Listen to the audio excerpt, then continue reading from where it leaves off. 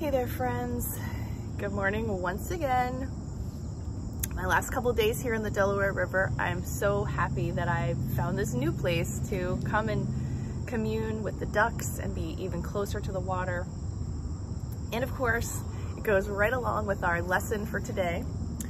Now will I seek and find the peace of God. In peace I was created, and in peace do I remain. It is not given me to change myself. How merciful is God my Father, that when he created me, he gave me peace forever. Now I ask but to be what I am. And can this be denied me when it is forever true? Father, I seek the peace you gave as mine in my creation. What was given then must be here now. My creation was apart from time, and still remains beyond all change. The peace in which your Son was born into your mind is shining there unchanged. I am as you created me. I need but call on you to find the peace you gave. It is your will that gave it to your Son. Now will I seek and find the peace of God. I like the second line here where it says, it is not given me to change myself.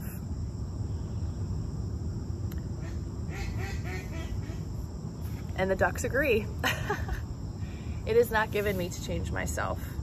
Well, I mean, if that's not a good thing to think about when you are not feeling peace, when I am not feeling peace, it's not up to me to change. So it's clearly that little ego, once again, jumping in and trying to have control of my emotional guidance system and just kind of bring things up for me so that I can see that I'm not at peace anymore.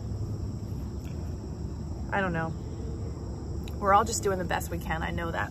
So over here in A Year of Forgiveness, we have this cute little picture.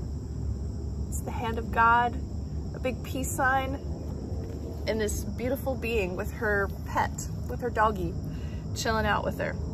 Now will I seek and find the peace of God. Lesson 230, here we go. You are blessed beings indeed. I am that one you know as Jesus. This is one of the great gifts of these teachings, that you were made to be loving and peaceful. All the things in you that are not you. This is an identification you must make now, that you are only peaceful and only loving. When you witness agitation, fear, depression, negative thinking, or attack thoughts, understand that it is not you. This is an aberration, that is a mistake. This is a miscalculation you have made in your journey into fear. You chose separation, and you chose this journey into fear. Now you have been given the information to guide you on your way home, and the way home is recognized by the signposts of peace, joy, contentment, imagination, interest, and enthusiasm. When you feel those things, you feel happy. You are on the road home. When you feel anxious, angry, antagonistic, or judgmental, you have turned around and gone back the opposite direction. When you feel those things, stop and recite this lesson. When you feel those things, stop and recite this lesson. Okay, got it. You are made in the image of God, and that means you are peaceful and loving at your core. All these things are ripples on the surface of a profound ocean that beneath the surface is deep and still and quiet. I am that one you know as Jesus, and we will speak to you tomorrow. Oh yeah, all these things are ripples on the surface. And underneath all of that, I am deep and still and quiet. Maybe that's a good mantra for today. These ducks really aren't wanting to be on camera very much, but I have a little guy right here next to me. It's okay. They can do whatever they want. Well, everyone, I definitely feel peaceful right now.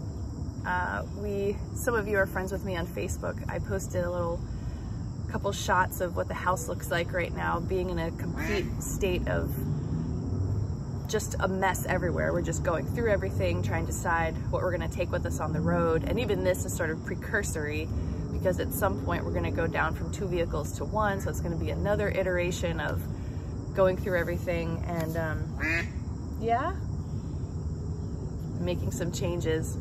So yeah, I'm feeling very loved, very protected, very guided in this, and I'm just trusting that each little decision I make, do I keep this, do I give it away, do I throw it away, even those decisions are being guided. So I feel like giving myself all these extra opportunities to make decisions help me see, where am I? Am I in a state of peace, or am I in a state of agitation? And when the agitation comes up, which basically does every day, that I can go back to this and remember that underneath it all, I am deep and still and quiet, you know, and that this one here, it is not given me to change myself.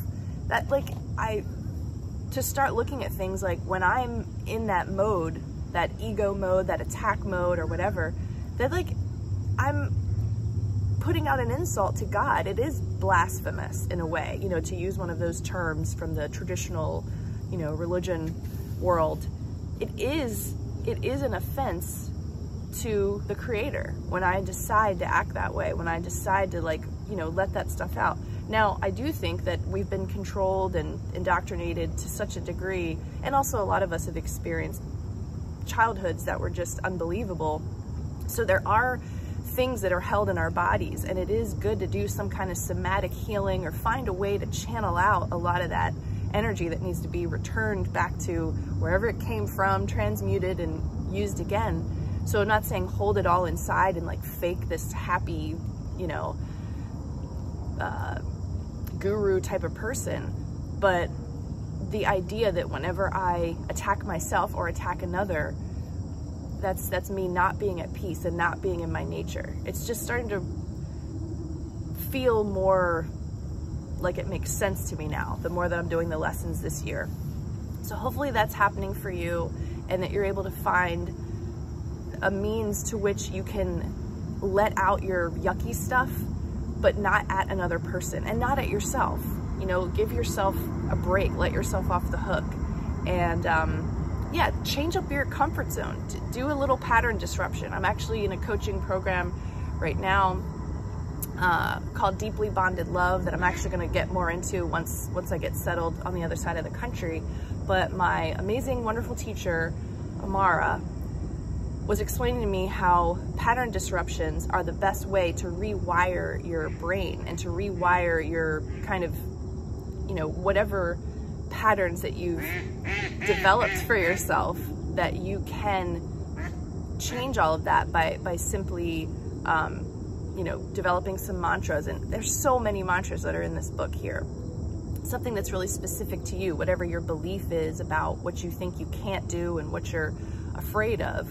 Developing a mantra that's actually a opposite thought of that, a positive, a more positive way of seeing yourself, and what it would be like if you didn't have that fear, didn't have that belief. So anyway, all right, I'm talking on a little bit here. Thank you all for being here today, and yeah, lesson 230 is awesome. I hope you have a peaceful place to enjoy it, and I'll see you tomorrow.